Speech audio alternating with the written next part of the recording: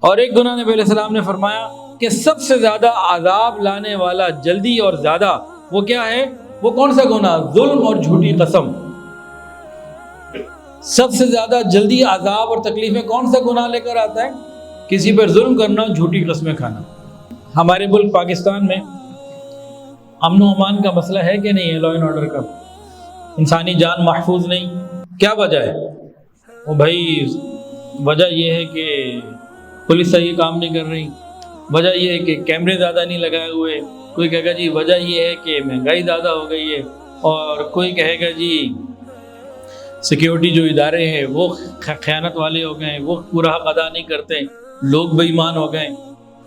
بہت ساری وجوہات بولیں گے، وہ تو ظاہری سبب بول رہے ہیں نا۔ اب باطنی سبب سن لیجئے۔ نبی علیہ السلام نے ارشاد فرمایا جو لوگ حق کے خلاف فیصلے کرتے ہیں اللہ تعالیٰ اس قوم میں قتل و غارت گری عام کر دیتے ہیں۔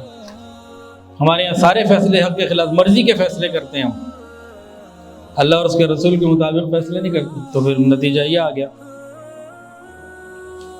ایک گناہ ایسا ہے جس کی وجہ سے پریشانیاں اس قسم کی آتی ہیں کہ بینائی کمزور ہو جاتی ہے، بینائی چھین لی جاتی ہے، یا عقل کی جو بصیرت ہے نا جو اندر کی، وہ ختم کر دی جاتی ہے۔ وہ نماز میں بے پرواہی، جو نماز کے اندر بے پرواہی کرتا ہے تو اس کی پھر عقلی بصیرت ختم کر دی جاتی ہے۔ ایک گناہ ایسا ہے جس کی وجہ سے اللہ تعالیٰ کا عذاب مسلط ہو جاتا ہے۔ وہ کون سا گناہ؟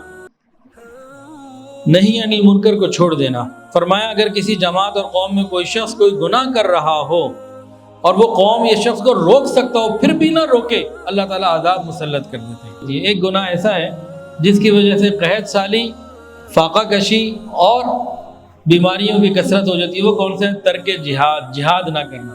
جو جہاد نہیں کرتی قوم، اللہ تعالیٰ یہ ساری چیزیں وہاں پیدا فرما دیتے ہیں۔ ویڈیو کے نیچے سبسکرائب کے بٹن پہ کلک کریں، بیل کے آئیکن پہ کلک کیجئے تاکہ ہر نئی ویڈیو کی نوٹیفیکیشن آپ کو مل جائے۔